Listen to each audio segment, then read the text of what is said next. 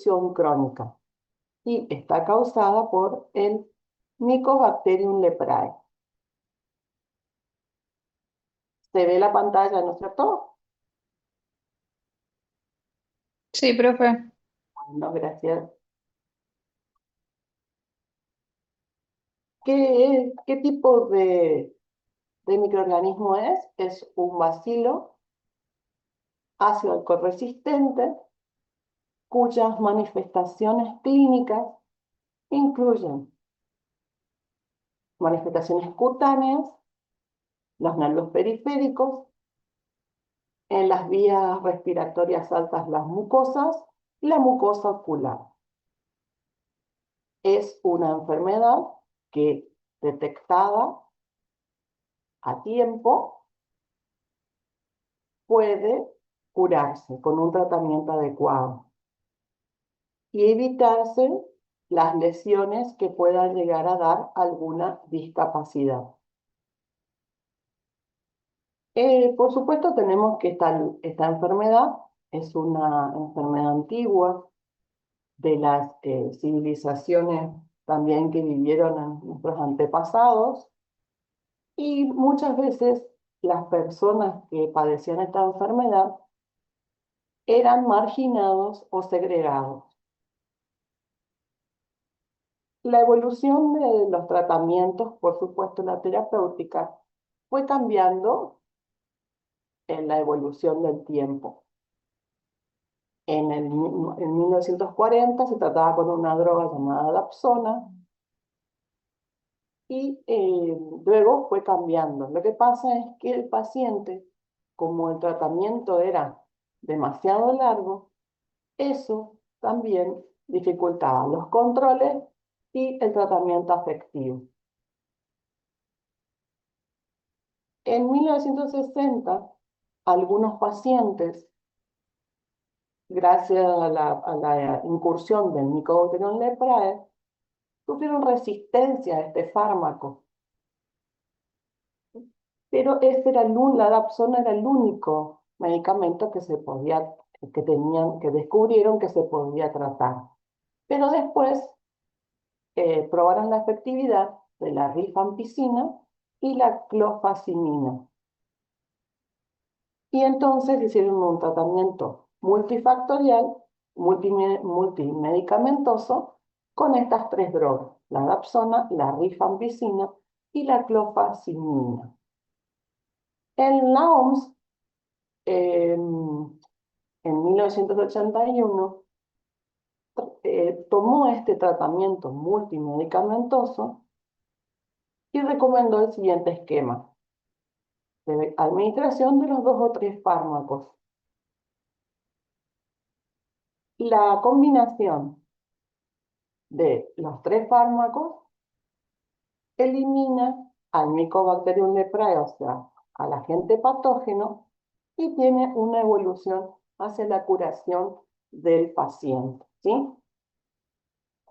Si bien nosotros sabemos que la lepra es un problema que es de difusión de la salud pública,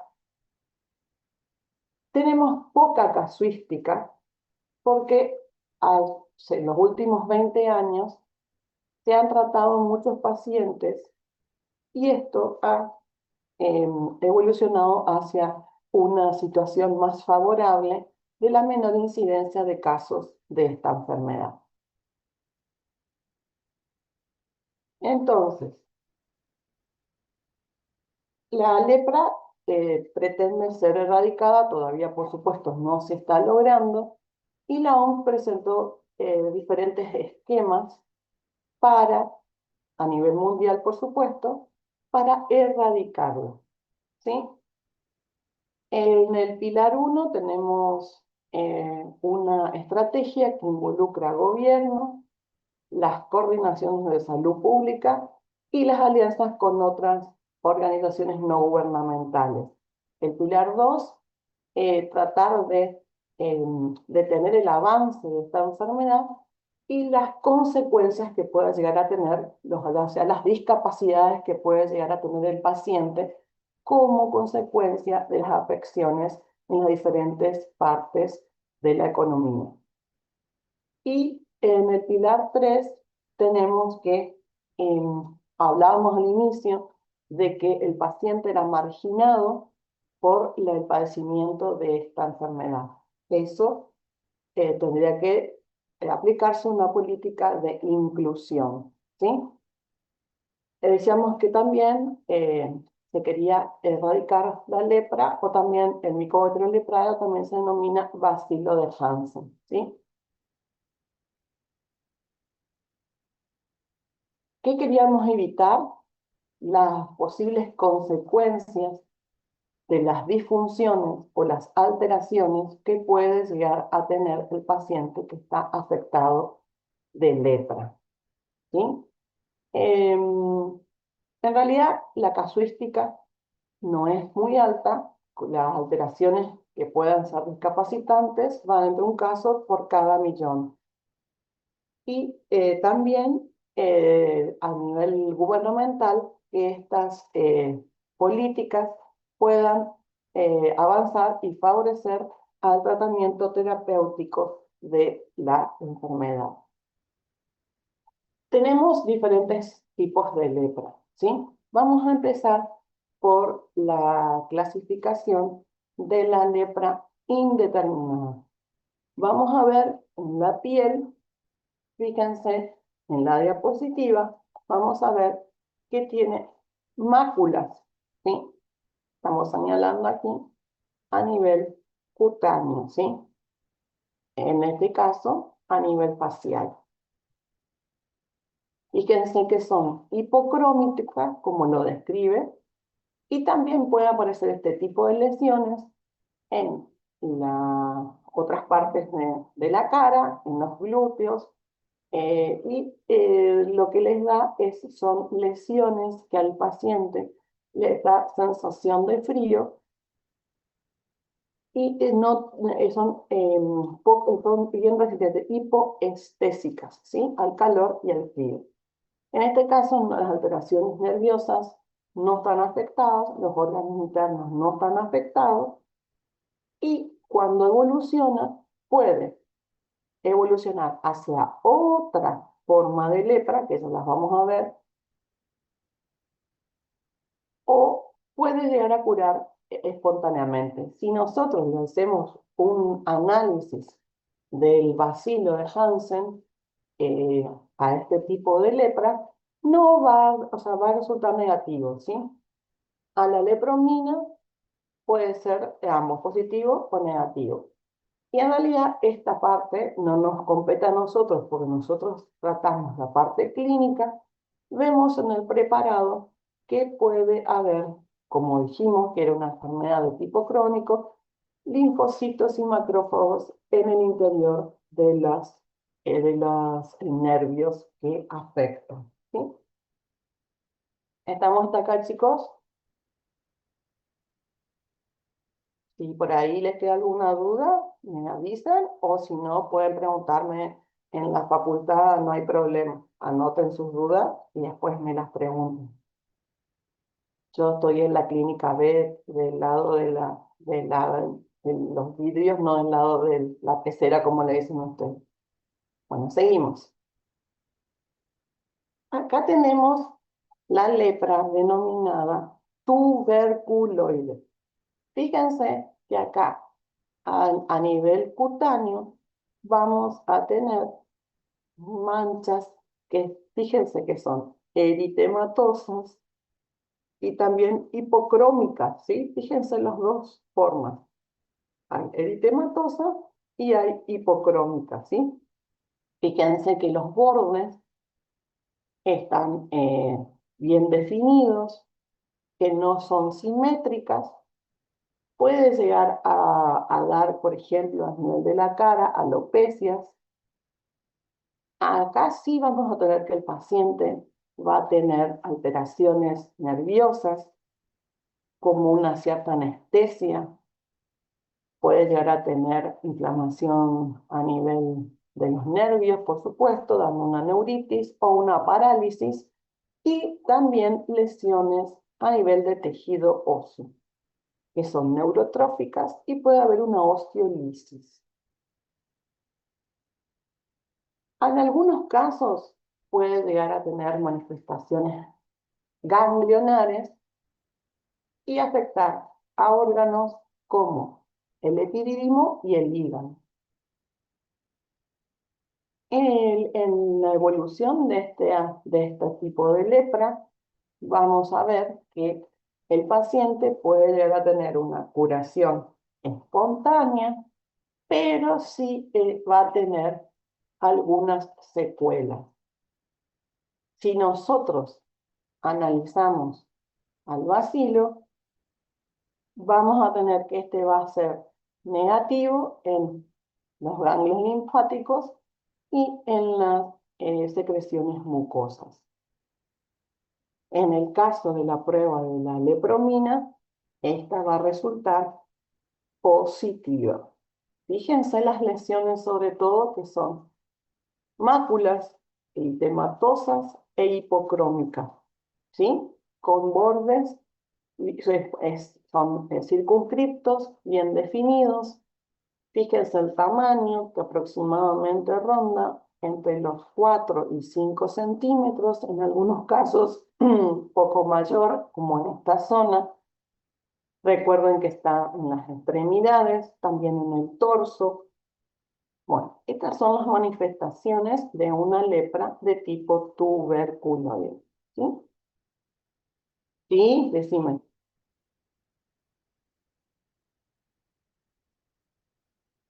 Fíjate, mira. Fíjate que acá está. Esta es una hipocrómica, ¿sí?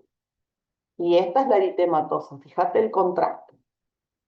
Hipo significa y disminuye. Y croma color, ¿sí? Que no, fíjate que son dos lesiones diferentes, ¿sí? Dale.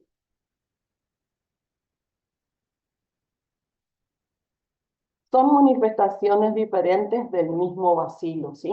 Fíjate que la que nosotros habíamos visto, la indeterminada, eran solo hipocrómicas. Depende de la proliferación del bacilo y de dónde se ubique, ¿sí? Es la reacción del sistema inmunitario del paciente. ¿Verdad? Bueno, acá entonces tenemos la lepromatosis, ¿sí? En este caso no conseguimos muchas casos clínicos, pero sí vemos que vamos a tener la fase del paciente a nivel cutáneo que se denomina fase leonina. Leonina, ¿por qué? Porque vamos a tener engrosamiento de la oreja y la nariz. O sea, cara de león tiene el paciente, ¿sí? Tiene a nivel del tercio superior, a nivel del hueso frontal, tiene distribuidos nódulos y formaciones óseas bien prominentes. O sea, tiene la cara de un león, ¿sí? Con la infiltración de los pabellones auriculares, de las fosas nasales y del tercio superior de la cara. Sí tenemos afectación de los nervios. Y ahí tenemos también que en las mucosas internas vamos a tener diferentes infiltraciones, lo que nos va a dar a nivel bucal, glositis, a nivel de las mucosas nasales, rinitis, faringe también está afectada, faringe y laringe, con una faringitis, laringitis, puede llegar a haber disfonía, proliferación de los órganos internos, también manifestaciones linfáticas, la mucosa del ojo, ¿sí? En la evolución puede evolucionar sin tratamiento y vamos a ver que puede llegar a haber coexistencia con otros, pueden darse simultáneamente con otros tipos de lepras, ¿sí? El bacilo en este caso va a ser positivo en mucosas y tejidos linfáticos. La prueba de la lepromina va a ser negativa. Lo más importante es que tiene el paciente aquí es la fase leonina. Recuerden eso, con infiltración del pabellón auricular externo, de las fosas nasales y del tercio superior de la cara a nivel frontal, ¿sí? A nivel de las cejas. O sea, el paciente tiene cara de león, por eso se llama facie leonina. Acá vemos, fíjense lo que les describía acá tenemos una foto que, fíjense, la infiltración de los pabellones auriculares, ¿sí? Fíjense acá a nivel del tercio superior, diría, la parte frontal, ¿sí? Ven los nódulos, fíjense que hay varios nódulos que son infiltrativos, ¿sí? Las fosas nasales, fíjense, que están prominentes, ¿sí? Las manos en garra, fíjense, ya está, fíjense, de paciente, acá vemos el globo ocular afectado, la mucosa. Por supuesto que esto, las infiltraciones y todo eso son de muchos años, ¿sí? De evolución, ¿sí? Estamos con esto, fíjense el tórax, ¿sí? Acá se ven bien los nódulos infiltrativos, pero fíjense la fase leonina, ¿sí? Eso es lo más importante en la lepra leptomatosa. ¿Estamos? Bien. Ahora tenemos la dimorfa, que combina eh, ciertas lesiones, pero tenemos que ver que acá, fíjense que son las placas eritematosas o eritematovinosas, o sea, rojo, rojo tiene eritematoso, rojo vinoso, ¿sí? Puede llegar a afectar también las cejas con alopecia, el cuero cabelludo. No tiene lesiones simétricas. Puede tener el paciente neuritis, parálisis facial. Se afecta la mucosa bucal y la mucosa nasal, manifestaciones linfáticas y puede estar afectado el hígado, ¿sí? Puede evolucionar hacia lepromatosa o tuberculoide, ¿sí? Este sería el bacilo de Hansen o la lepra tuberculosa o la lepra lepromatosa, que es la Ay, que... Pachito. Perdón, ¿alguien preguntó algo o hizo ruido nomás? Seguimos. Eso sí es positiva, o sea, lo que no, eso no- vos, o sea, en realidad esto no es resorte de la clínica, es solo un dato para que ustedes puedan llegar a analizar un estudio histopatológico. Esto no es resorte del clínico, ¿sí? Solamente para que ustedes tengan una idea para poder leer un informe histopatológico, pero esto ustedes no lo van a diagnosticar. Lo que van a diagnosticar son las manifestaciones clínicas bucales, que es el resorte del odontólogo, y poder derivar a tiempo, ¿sí? Entonces, cuando tenemos nosotros la prueba de la lepromina, es la cantidad de bacilos no es mucha, ¿sí? Por eso dice positiva débil, pero es positiva, ¿sí? Fíjense a las lesiones entonces, que es lo que nosotros tenemos más que o enfocarnos, preguntarle al paciente sobre todo si le apareció, aparte de que nosotros somos los expertos en cavidad bucal, preguntarle en antecedentes de la enfermedad actual de la historia clínica, preguntarle si no tuvo otras lesiones en otra parte del cuerpo que puedan ser similares o no tuvo otras afectaciones de otras partes, ¿sí? Acá vemos las diferencias, ¿sí? Fíjense que en realidad lo que nos va a dar la, el tipo de lepra va a ser un estudio histopatológico, ¿sí? Aparte de la clínica de la facie leonina, que la habíamos descrito hace un ratito, y la facie en la lepra tuberculoide, ¿sí? Vemos siempre que son lesiones eritematosas con alopecia, en el caso de la tuberculoide, hay una neuritis, hay una parálisis, manifestación a nivel de los ganglios. Si evoluciona sin tratamiento puede dar una discapacidad severa.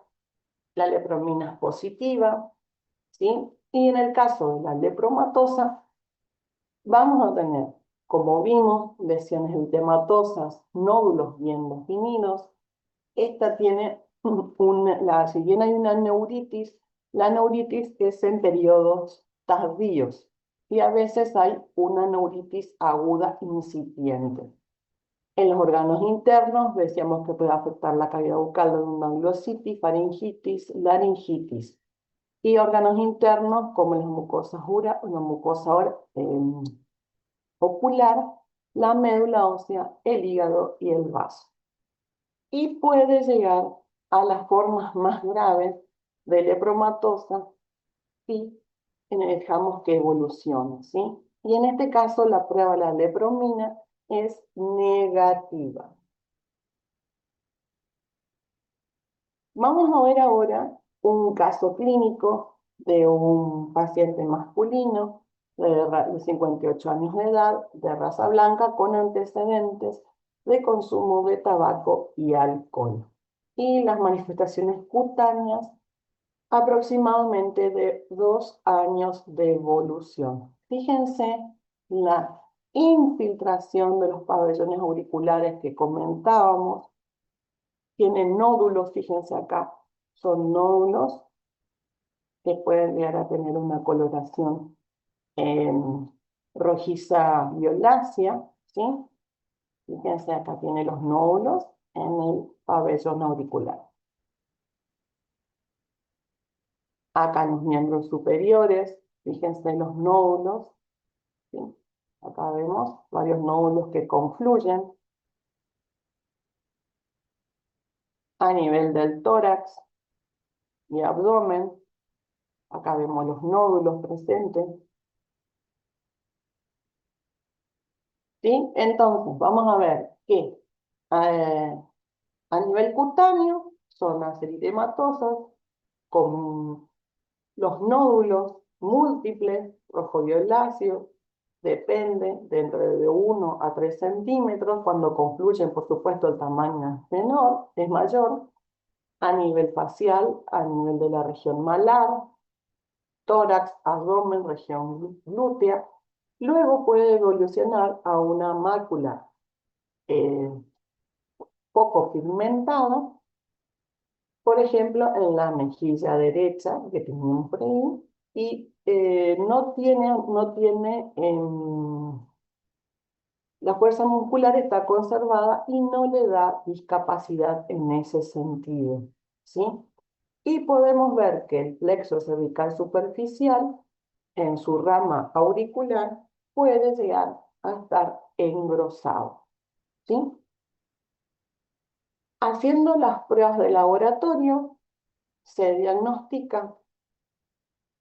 Por supuesto que esto decíamos que tenía 2 años de evolución. Por lo tanto, esto es un diagnóstico tardío, ¿sí? Porque no concurrió al profesional con anterioridad. Se le indica, por supuesto, estudios complementarios como un hemograma completo donde no se ven datos relevantes, pero sí la vaciloscopía y al realizar una biopsia incisional, esta resultó positiva para el bacilo de Hansen.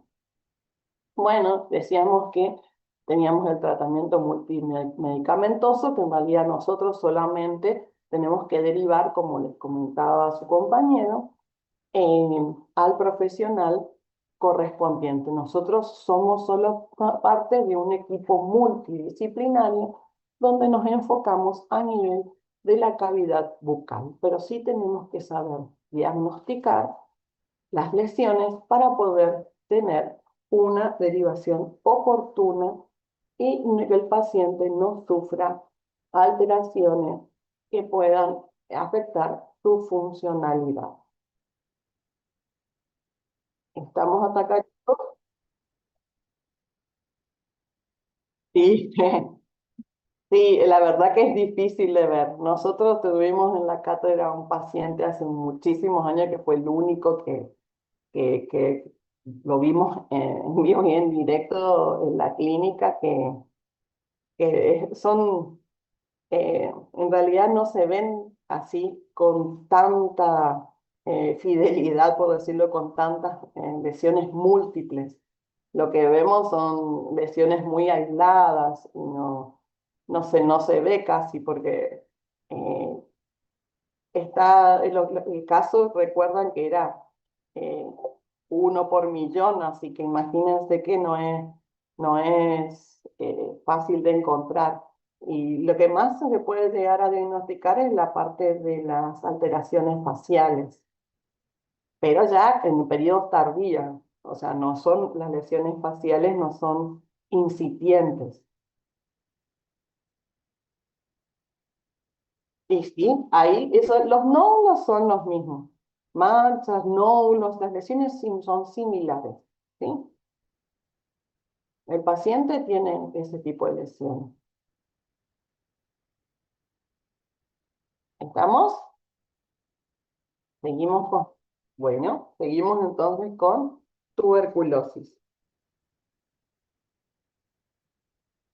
Bueno, la tuberculosis sabemos que también es una enfermedad infectocontagiosa crónica producida por el bacilo de Koch o Mycobacterium tuberculosis.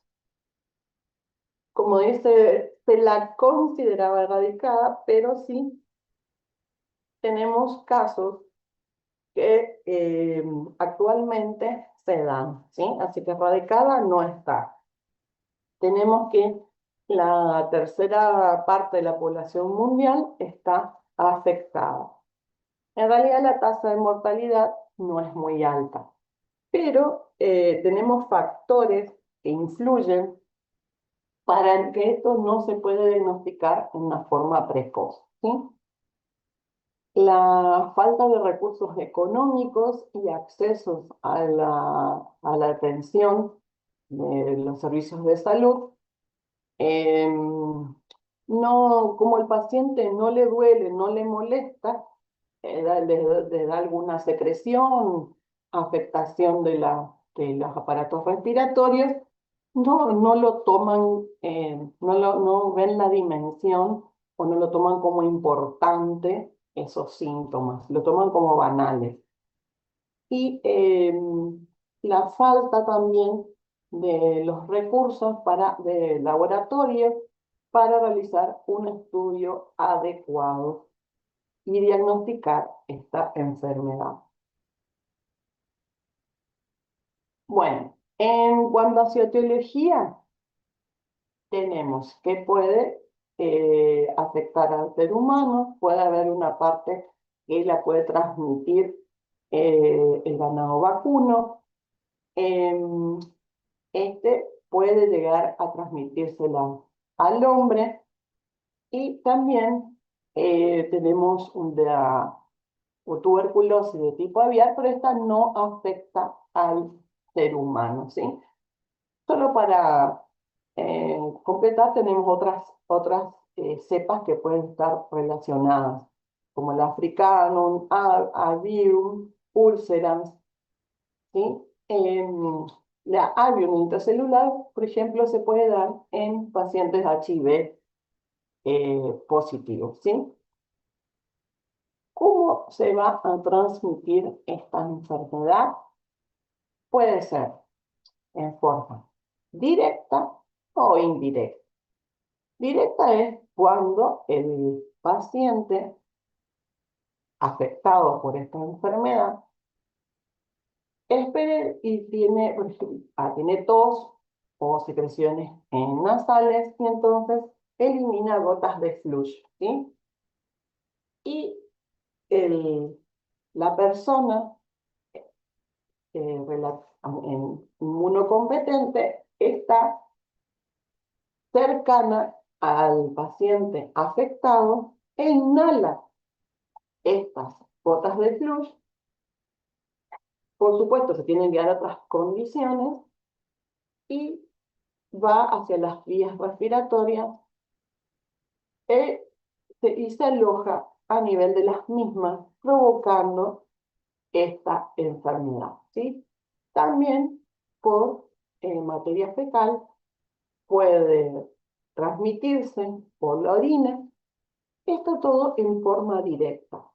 Y en forma indirecta podemos tener polvos, objetos contaminados que pueden llegar a tener la presencia de Mycobacterium leprae e infectar al ser humano.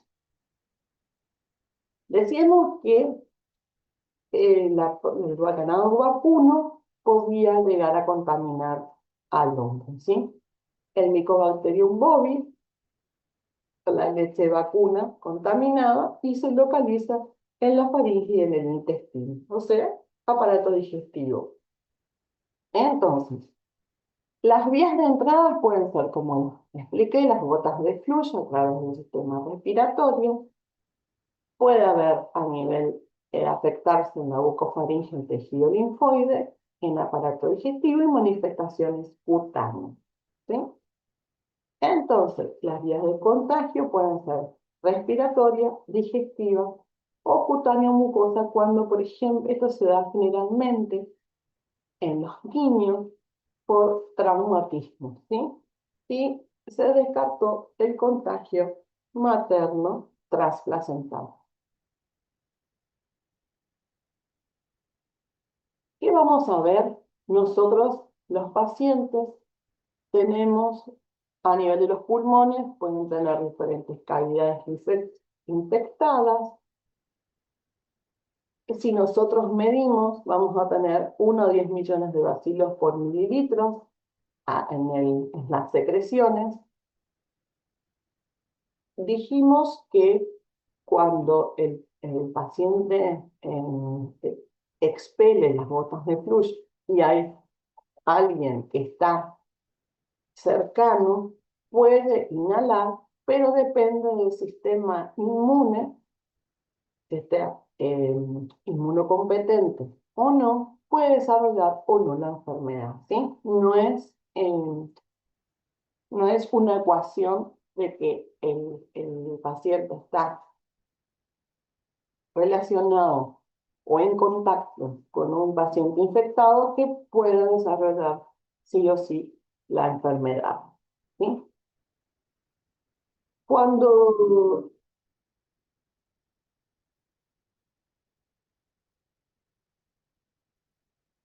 ahí dije que es claro, ahí dije que tiene que tener un traumatismo y especialmente es en niños la forma de manifestación, ¿sí?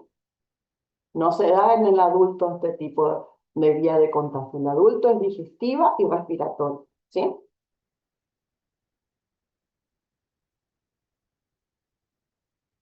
Siempre sí, vos tenés que tener en cuenta, Diego, que cualquier solución de continuidad puede llegar si bien es mucho menos frecuente, porque la vía respiratoria en primer lugar y la digestiva en segundo lugar son las vías de elección, ¿sí? Pero cuando tiene una solución de continuidad, fíjate que puede ser una contaminación indirecta por objetos contaminados, ¿sí?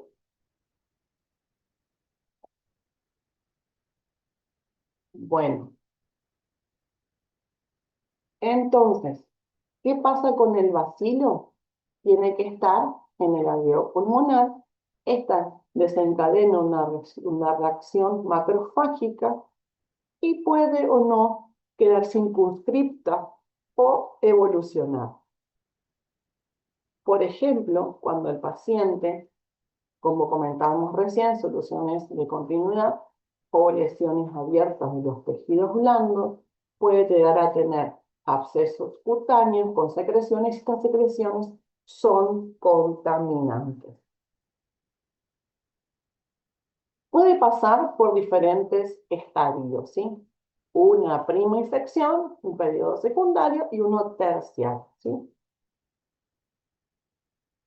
Si el paciente está inmunocompetente, puede estar en un estadio como subclínico, y si nosotros realizamos un estudio radiográfico, vemos la afectación del pulmón. O presentar lesiones como un chancro con adenopatía satélite, ¿sí? Esta puede ser broncopulmonar o digestivo cutánea, ¿sí? Y es positiva a las 2 semanas para la intradermorreacción, o sea, se inocula y a las 2 semanas vemos que la reacción es positiva. Luego se va diseminando este Mycobacterium tuberculosis a nivel por las vías sanguíneas y pueden aparecer otras lesiones aproximadamente de 2 a 6 meses del periodo primario y vemos que el pulmón se va a seguir afectando con una pleuresia cererofibrinosa, ¿sí? Y un eritema nudoso. Luego pasamos a un terciarismo de la tuberculosis, donde afecta órganos internos y otras vísceras como pulmón, riñón, otras mucosas y manifestaciones cutáneas. Vamos a ver, en la prima infección del periodo primario, las lesiones curan sin dejar cicatriz. Salvo puede ser algunas veces en los tejidos linfáticos, algunas calcificaciones o en el pulmón o en las tráqueas o los bronquios. Puede quedar ahí latente, detenido y puede reactivarse, ¿sí? En el 5% de los casos, esto evoluciona a otros tipos de lesiones, a una tuberculosis pulmonar y afectar a otros órganos, pero esto es con mucha menor frecuencia. Tenemos que cuando esa tuberculosis sufre reinfecciones, puede haber focos latentes. Hablamos de pacientes, hoy hablábamos de pacientes inmunocompetentes o inmunodeprimidos. Si son inmunocompetentes, como la infección queda circunscrita al pulmón, ¿sí? Y puede estar aislada en un menor porcentaje, ¿sí? 85 contra 15. Y en inmunodeprimidos, ahí sí desarrolla diferentes focos de infección, ¿sí?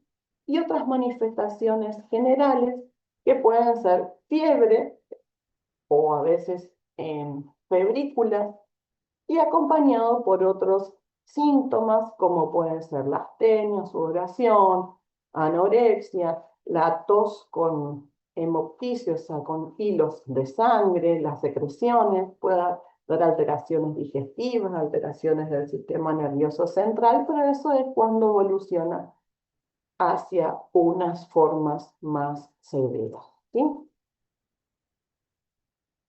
Acá vemos que las complicaciones, ¿sí? La famosa necrosis gaseosa. Necrosis gaseosa es lo que nosotros vemos a nivel microscópico que parece como queso, ¿sí? Como tiene puntitos como si fuera un queso, por eso le dicen gaseosa, ¿sí? Esto se da cuando se desarrolla en la caverna tuberculosa. Esto vamos a ver en pulmón. También una bronconeumonía, fíjense, toda la parte del sistema respiratorio, ¿sí? A veces podemos tener la tuberculosis de tipo miliar. Por eso se dice miliar porque son lesiones blanquecinas, puntiformes, blanco-amarillento en realidad, ¿sí? Que pueden desarrollar granulomas. Si afecta a los diferentes órganos, pueden ser focos caseicos en órganos internos a distancia de donde se originó la lesión prima. A nivel de la boca, ¿sí? Son muy poco frecuentes estas lesiones porque nosotros tenemos un sistema de protección que es la saliva. Vemos que si este Mycobacterium tuberculosis traspasa la mucosa, desarrolla la reacción ante los leucocitos, ¿sí? Y estos van al torrente sanguíneo. Generalmente se dan en niños o adultos jóvenes.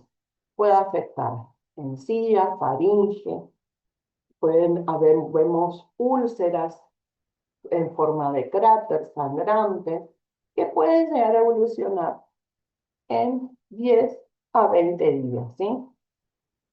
Pueden llegar a sobreinfectarse, a oxidarse, el absceso drena y elimina ese contenido purulento caseico necrótico. En el caso del periodo secundario, son muy raras, puede haber una úlcera lingual, pero esto por supuesto que va en la evolución de las lesiones pulmonares, ¿sí? Y lo que podemos ver, por ejemplo, cuando el paciente enfermo elimina las gotas de flush y el otro paciente las inhala, puede ser que hayan erosiones, ¿sí?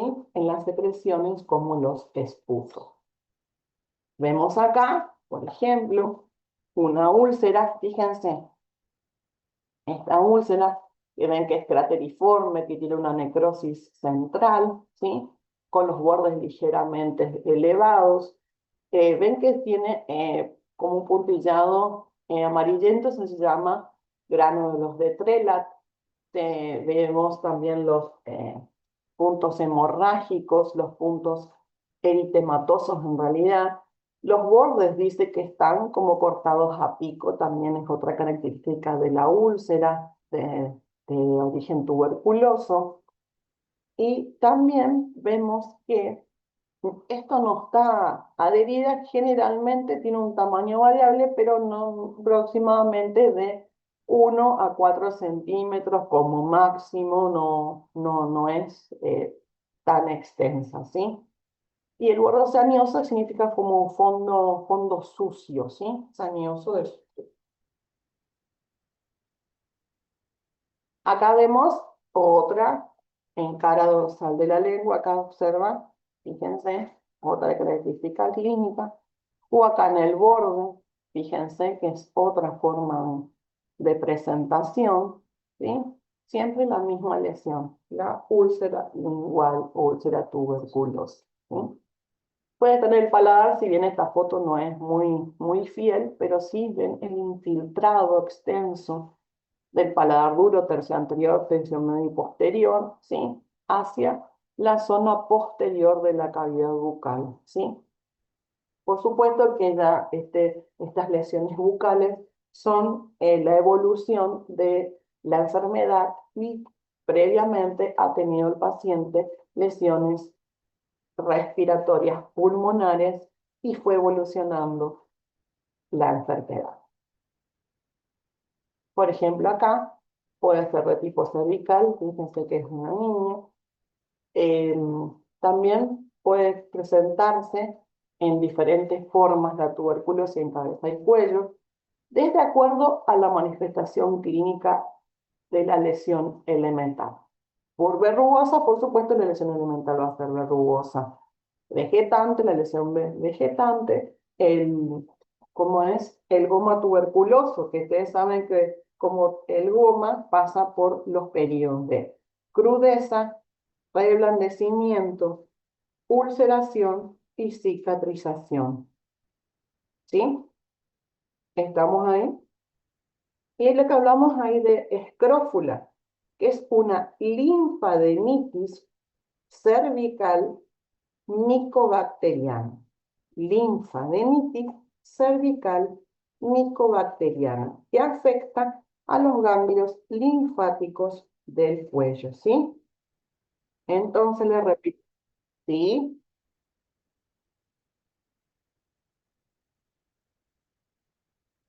También puede tener vegetaciones, también puede haber verrugas adentro de la cavidad bucal, ¿sí? No son muy frecuentes, pero sí se pueden presentar. Recordad que no tiene nada que ver con esto, sí, decime Diego, a ver, habla.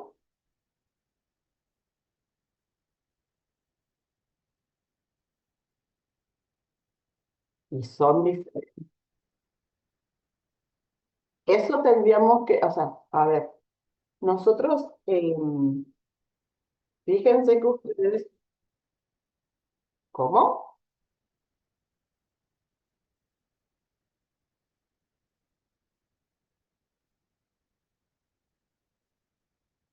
Bueno, te propongo algo. Vos me investigás y lo hablamos personalmente ahí en la clínica, ¿sí? Con fotos y vamos a ver que no tiene, que pueden ser parecidos, pero no son iguales, ¿sí? Porque eso lo tendrían que saber ustedes porque las lesiones elementales primarias y secundarias, eso sí están estas dos lesiones bien, ¿sabes?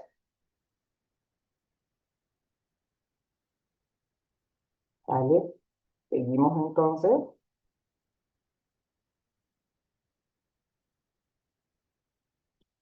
Hablamos del lupus tuberculoso, ¿sí? Fíjense que afecta la parte, fíjense que estas son las fosas nasales, ¿sí? Fíjense que está destruido el tabique, lesiones cutáneas en la cara, color pardo rojizo, ¿sí? En la boca es difícil diagnóstico. ¿Por qué? Porque puede presentarse clínicamente como un polimorfismo. Puede ubicarse en la lengua, paladar blando, mucosa yugal, labio. La mucosa tiene lesiones con bordes flácidos irregulares, con un tejido de granulación central y pueden, como les dije, coexistir varias lesiones. Puede curar espontáneamente, puede ser ulcerado, terebrante, o sea que va en profundidad, pagénico en superficie, y también diseminarse, ¿sí?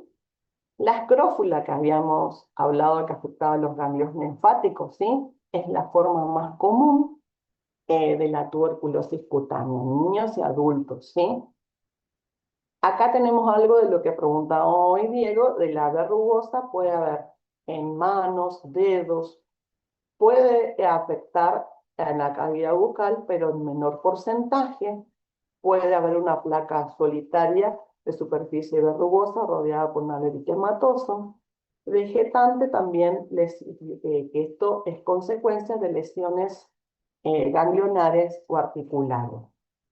Y el goma tuberculoso, que generalmente se ubica a nivel cervical, pero puede tener un ganglio predecesor, eh, convertirse en un absceso y fistulizar. Y estos son los 4 periodos que le decía que pasa el goma tuberculoso: crudeza, reblandecimiento, ulceración y cicatrización. También tenemos una forma especial de tuberculosis de los maxilares, que puede ser la vía dentro de una bolsa periodontal, vía sanguínea, o caries muy penetrantes, expuestas en los periápices, o un granuloma periapical tuberculoso, y afectar a los tejidos óseos y provocar osteomielitis. ¿Cómo realizamos nosotros el diagnóstico? Nosotros podemos realizar un diagnóstico a nivel de las lesiones de la cavidad bucal, pero en estadios tardíos. Podemos derivar al profesional, al médico infectólogo, y realizar exámenes complementarios, ¿sí? Por ejemplo, radiográficos, podemos realizar acá como tenemos la prueba de la tuberculina, pero esto no es concluyente porque en el 10 al 30% puede dar resultados falsos y puede dar negativo, ¿sí? Fíjense que cuando se le inocula, esta es la prueba de la tuberculina y se le mide el tamaño de la lesión, ¿sí? De 0 a 5 milímetros no es reactivo, de 6 a 14 es reactivo y de más de 14 milímetros ya es hiperreactivo, que se denomina hiperérgico, ¿sí? Nosotros, como odontólogos, necesitamos circunscribirnos al tratamiento estomatológico, ¿sí? Como sabemos que se transmite de persona a persona y excepcionalmente la tuberculosis, las lesiones bucales, como les dije que estos son consecuencias de la diseminación del Mycobacterium tuberculoso. Lo que tenemos que nosotros realizar es las normas de bioseguridad, tener en cuenta las normas de bioseguridad, por supuesto, utilizar elementos instrumentales esterilizados, unos guantes, barbijos, cofia, y si nosotros vemos alguna lesión sospechosa, poder derivar al médico infectólogo para que pueda realizar otros estudios complementarios y poder diagnosticar y realizar una conducta terapéutica adecuada al paciente. Esto solamente es para datos. Pueden utilizarse estos antibióticos. En realidad la tetraciclina no se utiliza casi más, solo la streptomicina y la rifampicina y otros en formas graves como la isoniazida, pero todo esto es resorte del médico infectólogo. ¿Sí? Entonces, la mayor prevención es la vacunación. ¿Sí? Puede ser ya quieta, que nos mira para hacer las cosas, boluda. Pero encima que ayudo y te estoy arreglando cosas. Por favor, González Díez, ¿podés silenciarte? Gracias. Bueno, agradecida, que yo no. Agradecida, mira el quilombo que estoy haciendo. Mirá cómo está. Y Mirá. bueno, ¿y qué dice? Una porquería, ya es viejísimo Bueno, eso. vemos que estamos así que no, cualquier cosa me consultan y Diego, te espero en la clínica el miércoles que viene y lo conversamos. ¿Me escuchan? Bueno, quiero comentarles que hay novedades en el aula virtual. Quiero saber si accedieron o no. Y en relación a las novedades del aula virtual, están dirigidas a las historias clínicas. En el aula virtual hay un formato en Word de la historia clínica que está en vigencia. Esos formatos, esas hojas en Word, ustedes van a tener que duplicarlas y hacer la forma digital de las historias clínicas que están trabajadas en la clínica.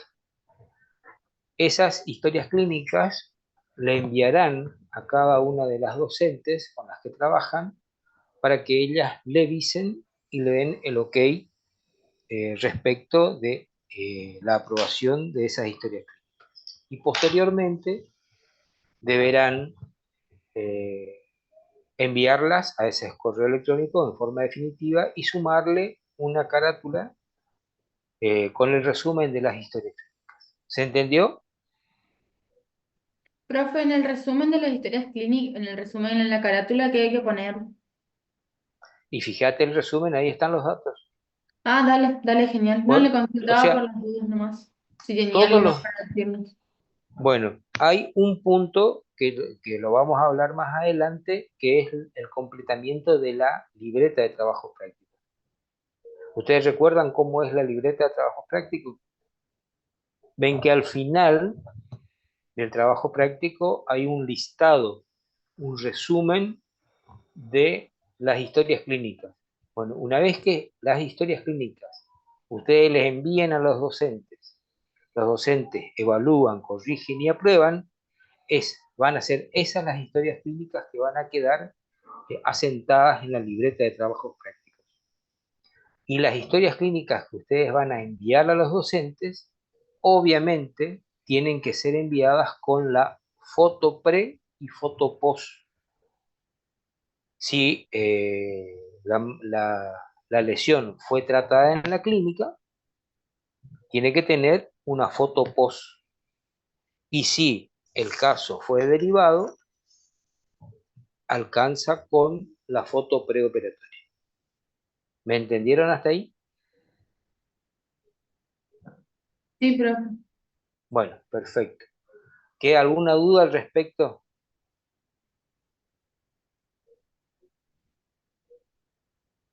No, profe, Bueno, está bien.